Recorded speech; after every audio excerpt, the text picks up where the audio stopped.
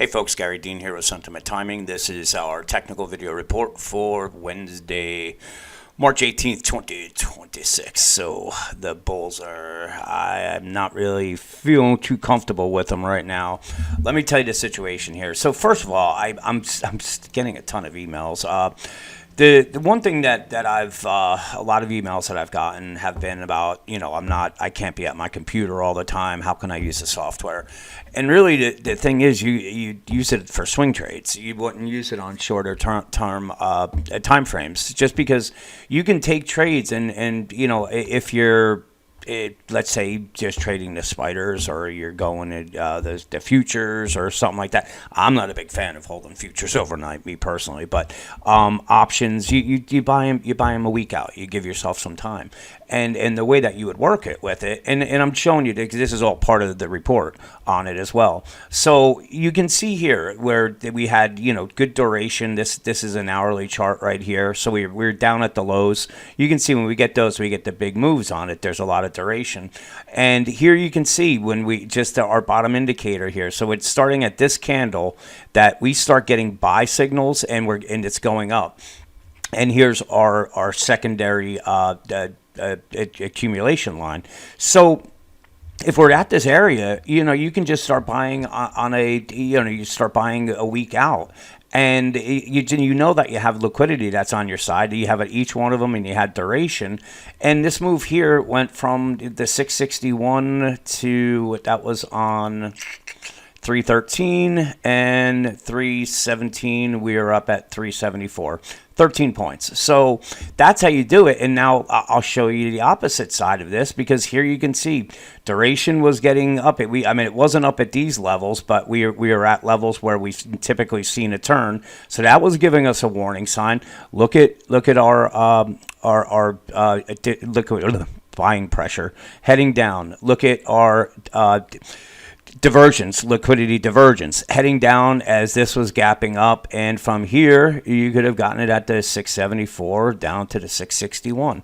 So you're talking about 26 points on the S&P that you could have made, or in the spiders, in a matter of a week. And so that's what I'm talking about, where you don't have to be at your computer all the time. Know what you want to risk. You could buy 2 contracts, and it may cost you $500-$600 on it because you're buying some time. But at the end of the day, you're walking away with $6,000, $7,000, $8,000. So that's the way you use it on a long term. You don't have to be at your computer all the time. So let's get back to where we are right now. So we're at the secondary another time. We've come down here now. 1, 2, 3. Bears have duration here. They have time to get down on it, and to move it. And each time we've been where we're just getting across, we've seen the spiders drop another 10 points. That's almost another 100 points on the downside for the S&P. So what we want to do now is find out, all right, if that breaks, where are we going to go? So we know these indicators, so they were giving us the sell signal up here right into the actually, here, I'll do this because I want to actually show you how you put it all together, because it's this is something that I put together, and I'm learning it still. And what I mean by that is, I was explaining to somebody today that in the trading room, I'm like, you have to look at the different time frames to find out which one is actually in sync with the market. Meaning that if we're really volatile, you don't want to go with a 2-minute chart and look at liquidity or your accumulation distribution zones, because they're just getting whipsawed back and forth. So you may have to go to a 5-minute chart, and you may find that's the same thing, and you may find that 15 is the one that you want to trade off of, because when you get a signal, it's typically going to stay in that direction. So like I said, this software is ahead of me on it. I'm learning stuff on it. But in any case, so let's just measure and see where this turn actually came, and we're looking at 48 bars. So I'm going to put that in to our matrix. 48. I'll just do 50, and let's take a look and see where it reversed. How about that? Right in our distribution, our primary distribution. So again, you're a swing trader. 1, we're in our primary distribution. 2, we have our duration is at enough to make a trade. And 3, we have divergences on the our liquidity divergence indicator, and our buy sell pressure. So, there's your swing trade. And it's the same, it was the exact opposite here, because what I was just showing you, this was our secondary accumulation zone, and that went there. So when you combine them together, you really do. You can paint pictures where you do swing trades, and you just do little day trades if you want to do that. But so let's get back to where the next our next, just say, support zone will be. And give me 1 second. Okay, so what we want to do is right now, this is coming off of, hang on 1 second. So I think this is coming off of this one. Let me just measure it up for you, because we want to find out where everything is. I think this is going to bring us at the secondary. That's 158 bars. So let's see. 158, and let's take a look. Yes, that's that. So that's going from this low here. So what we have to do now is say, okay, well, if that doesn't hold, let's say this is the next, the next low right here, and I would say right here, this would be it. So all we do is measure, and we're at 321. Delete that, and this would be our next support zone. We have to go to 321. And move it and say okay, and there it is. So we're actually at the top. We're getting into our primary accumulation zone there. But again, this is our third time here, so we almost have to assume that we're going to see the spiders trading somewhere down into the 649 level, and then we have our GAN and our secondary that's at the 637. So one of the reasons why I've been saying, with oil at 100, our market is not going to be too friendly. That's all it is. And it's one of the things where, as I said, I actually did put it in the morning notes and changed it, but I don't believe Trump anticipated how much pain this was going to cost him going in there. I'm not saying he's wrong at all. All I'm saying is that the way oil's acting, they do not think they're going to be out that soon. And if it's not, then we're going to see our markets under some serious pressure, and that's going to hurt a lot of people with it. So let's get back. Let's go to our another chart. So now we know our support zones. If that breaks, we're down here. 15-minute chart. This was, again, right into our distribution zone yesterday. We had not a sell signal on this because we had a volatility spike. But if we look here, you can see we had a pure divergence going into it.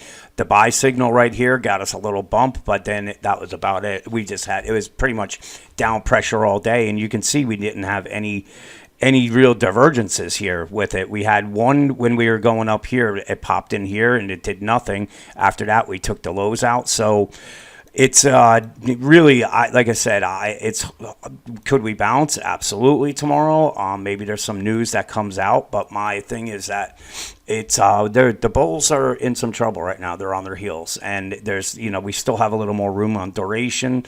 We are pretty pinned to the bottom with our buy pressure. Typically, when we get that, we do get a bounce. So I wouldn't be too aggressive shorting because we are at levels where we have seen bounces. But as I said, you can see by the purple line here, this is pretty much just all selling. So if they head up, we're looking at, well, this is going from this top right here to this low.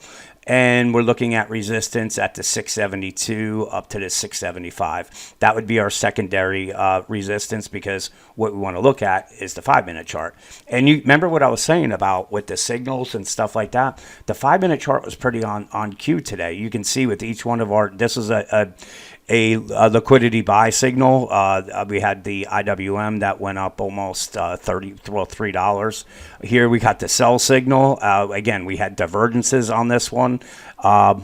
Even if you got the low candle, 666 down to 661, you had another 55 points on that. So that's where I was mentioning with we have to look at the different charts and find out which one is cooperating. So short term, this is what the bulls have to get over, 668 up to the 669.50. We already know our support levels. This gap was closed. IWM, same deal. We're in our primary accumulation. If they lose it, we have to assume that we're going to see IWM come down to the 239.42 or down to the 238.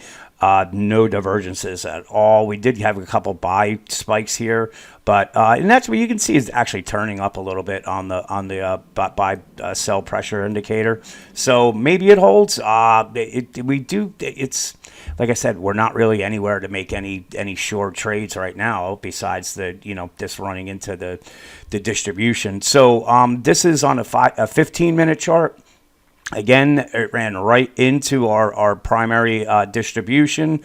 Here is our divergence right here, where we see we made another high. This was heading down.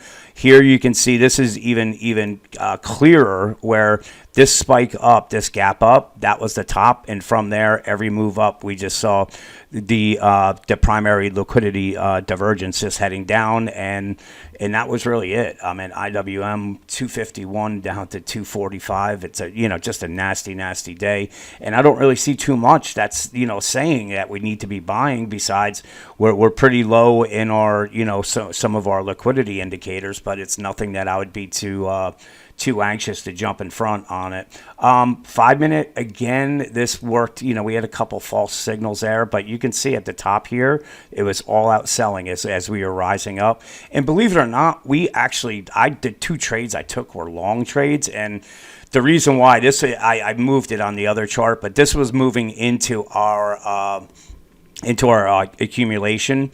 And if you notice, look at our divergence that we had on the buy pressure. So to me, I was like, all right, instead of waiting for the signal on here, we took the trade right around the 247.63. Once I started seeing liquidity go down, I closed it at 248, right around 50. So we made $220 on that.